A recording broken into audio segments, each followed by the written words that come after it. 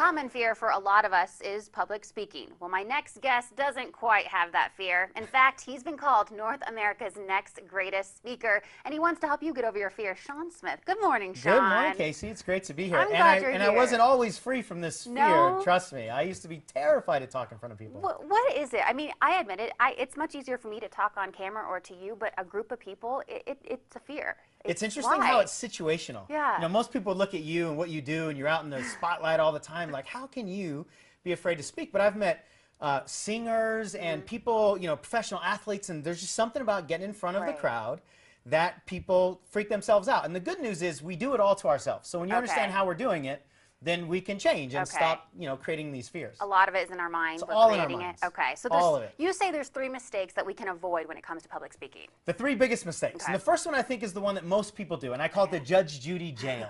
And that's when you imagine everybody in your audience is like a Judge Judy, and they're just waiting for you to mess up so they can not approve of you. And we're all concerned about people not approving of you. But if you imagine everybody in your audience has got the little Judge Judy scowl, and she's just waiting for you to mess up, so she'd go, "You're not funny, you should stop talking."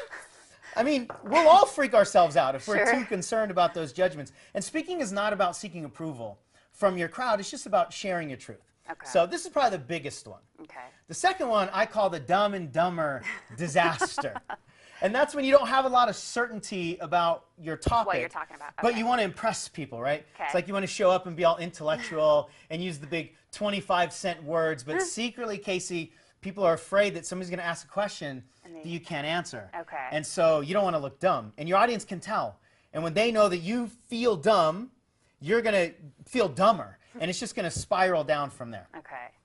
And the third one, I call the Weekend at Bernie's blunder. If you remember Weekend at Bernie's, they carried the dead guy around pretending he was alive. A lot of speakers just show up with no animation in their body, right? It's like a dead person with sounds coming out of their face. I mean, number one, it's creepy. It is. But number two, it's not engaging. You know, nobody wants to watch something that's not moving, especially in our YouTube generation, the society that we have. We've got to engage with animation. When I was competing for North America's Next Greatest Speaker, I told this story that if your dreams are big enough, you've got to be willing to do whatever it takes and climb up the highest mountain. And as you're running up that mountain, you're going to break your ankles. And you can't quit. You've got to army crawl. So I got down on the floor. And I was army crawling. And when you army crawl long enough, your arms are going to fall off. But you can't quit. You got to bite your way at the top. And it was so fun.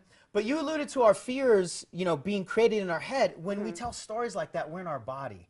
I was silly, but it was unforgettable for the crowd because they were in the story. They were right there. They were right there, So those are the 3 mistakes that you say, push those aside and you can help get over that fear to public speak. Yes. All right, those are the ones. Easier said than done though, right? It's easier said than done, and you got to practice. You know, is most people practice so that they remember the words. But speaking, communication in general is not about the words that you say. It's about everything else. It's about your body language. It's about your energy. Because you can practice it 1,000 times, but when you get up and do it, it comes out differently. But the key is to be practicing at home. Because a lot of people are practicing so they don't mess up. And if you're practicing so you don't mess up, you're in Judge Judy mode, and you're in Dumb and Dumber mode, and you're actually making a lot of these mistakes worse. All right, real quick before you go, your speak formula.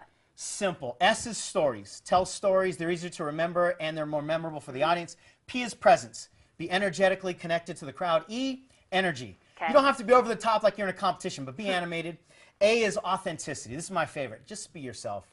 And then K is knowledge. Know what you're talking about. You'll have certainty, and you'll be engaged. You'll be able to captivate your crowd. Well, you're captivating us, Sean Smith. Can't thank you enough for being here. No judgment here on you. For more information, visit Sean's website. It's captivateyourcrowd.com.